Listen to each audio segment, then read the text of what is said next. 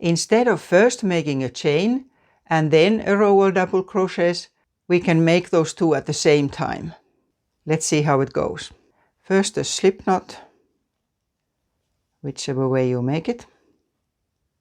Then chain 3. We just chained the 3 in the beginning. And then we start the double crochet in the first stitch. I'm using American terms. The American double crochet is treble in British terms. So start a double crochet, yarn over, insert the hook in the first stitch and pull up a loop. But now, since we are making the chain at the same time, instead of pulling through 2 and 2, as we would with the normal double crochet, we take the yarn and just pull through 1. So like that's the chain. And then we finish off the double crochet. And then we repeat this.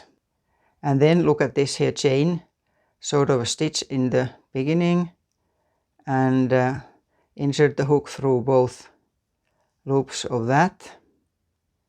And then take your yarn, and here again yarn over and through 1 just, and then finishing off the double crochet. So we can see that it's already starting to grow. Again, yarn over, and then this here latest stitch through both loops, pull up a loop, yarn over through 1, yarn over, finish off the double crochet. So that's what you continue. Now we can already see that there's clearly a row of double crochets forming. I'll do one more faster.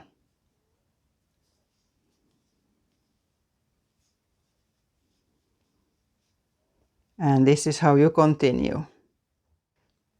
The same technique is handy when you need to add stitches at the end of a row. Let's see how. I'll continue this here row. Yarn over, insert the hook in the same place where the last stitch is, and pull up a loop. And here again, yarn over and through 1. So that's the chain. And finish off the double crochet. Yarn over, and now find those 2 sides of the stitch that we just made, and again through 1, and then finishing off the double crochet. And like this continue. These 2 always here.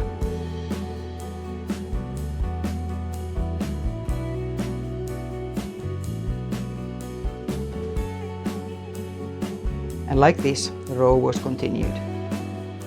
And check out also these other stitch tutorials. Till next time!